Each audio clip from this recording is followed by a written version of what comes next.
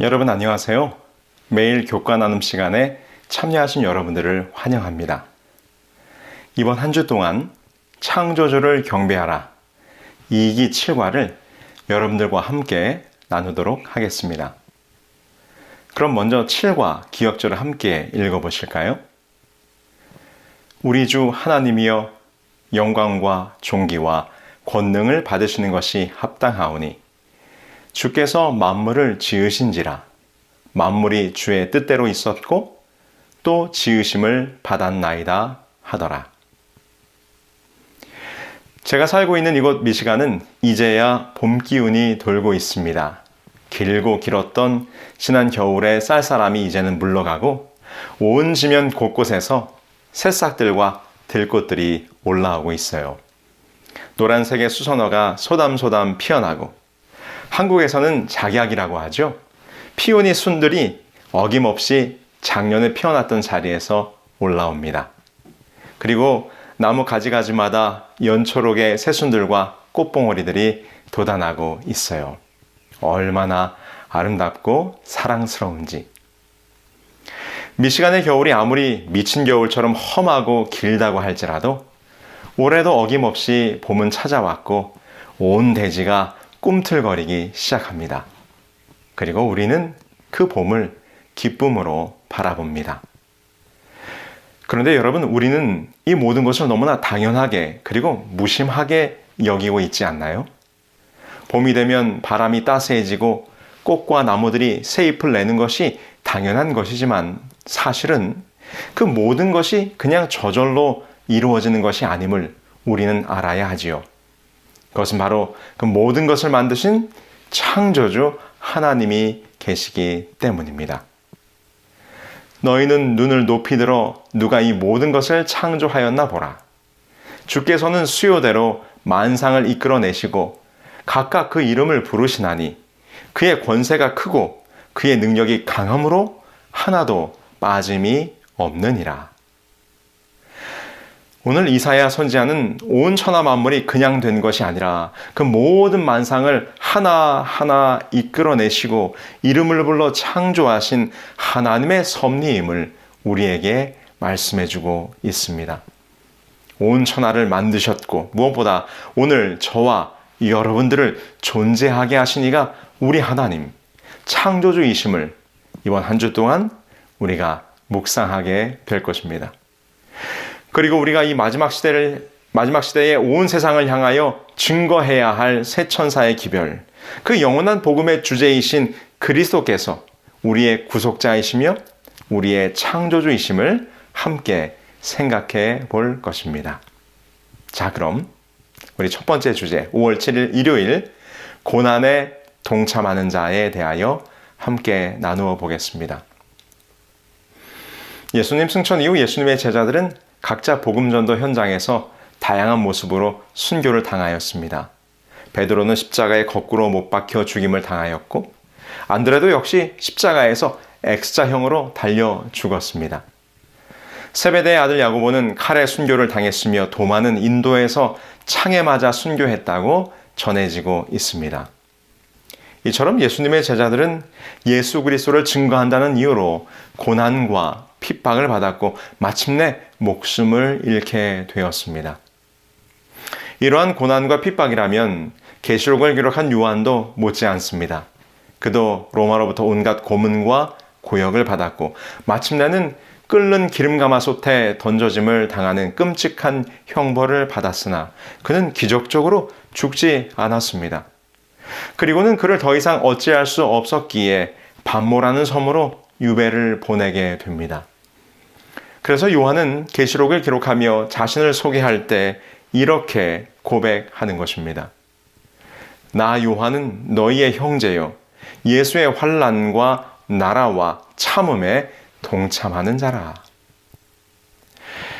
여러분 한번 생각해 보세요. 주님을 함께 따르던 그의 형제들이 모두 죽임을 당했습니다. 요한 그 자신도 모진 고문과 고난으로 죽을 고비를 여러 번 넘겼습니다. 그리고는 이제 그 외롭고 고역스러운 유배의 자리 반모라는 섬에 홀로 남게 된 것입니다. 그의 마음이 어땠을까요? 여러분, 요한의 지금 형편이 죽음의 형틀에서 죽어간 다른 제자들의 형편보다 절대로 더 낫지 않았습니다. 사람이 도저히 거주할 수 없는 황량한 돌섬인 밤모는 당시 많은 죄수들의 고통과 고난의 장소였습니다. 이제 그곳에 사도 요한이 홀로 남겨진 것입니다. 물론 그는 이미 주님께서 당신을 따르는 자들에게 고난과 핍박이 있을 것을 말씀하셨기에 자신이 당한 고난이 주님의 고난에 참여하는 것이라는 사실을 잘 알고 있었을 것입니다. 사도행전에 보면 사도 바울이 말씀하시길 제자들의 마음을 굳게 하여 이 믿음에 거하라 권하고 또 우리가 하나님 나라에 들어가려면 많은 환난을 겪어야 할 것이라고 이미 말씀하셨죠. 그래서 우리도 예수님의 제자들과 요한처럼 그리고 사도 바울의 권면처럼 하나님 나라에 들어가는 순례의 길을 가다 보면 많은 고난과 고통을 당하게 되리라는 것을 알고 있습니다. 그러나 그것을 알고 있다고 해서 그것을 감당할 수 있다는 말은 아닐 것입니다. 그리스도의 고난에 참여한다는 것은 힘들고 참으로 어려운 일이지요. 그런데 오늘 교과를 통해서 우리가 용기를 얻는 것은 그 고난의 순간에 결단코 하나님께서 우리를 홀로 두지 않으신다는 것입니다. 밤모섬에 갇혀있던 요한에게 우리 주님께서 찾아오신 것입니다. 요한계시록 1장 9절 나는 예수의 환난에 동참하는 자 요한이라고 고백한 이후 10절부터 20절까지 빛나는 모습의 우리 주 예수 그리스도께서 나타나 요한에게 당신의 모습을 드러내시는 것입니다. 저는 초등학교 시절 운동회가 너무도 싫었습니다. 왜냐하면 전 달리기를 못했기 때문입니다. 한 반에 50명 되는 학생들이 이제 67명씩 조를 이루어 100m 달리기 라인 앞에 정렬합니다. 1조가 출발하고 2조가 출발하고 3조가 출발하면서 점점 저의 차례가 다가옵니다. 벌써부터 제 심장은 고동을 치다 못해 옆 사람에게 제 심장 소리를 들을까 부끄러워하고 창피합니다.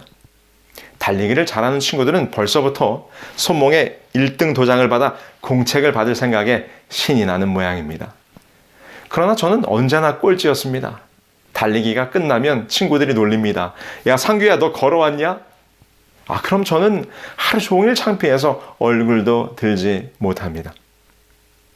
그런데 여러분, 운동의 종목 가운데 장애물 달리기가 있습니다.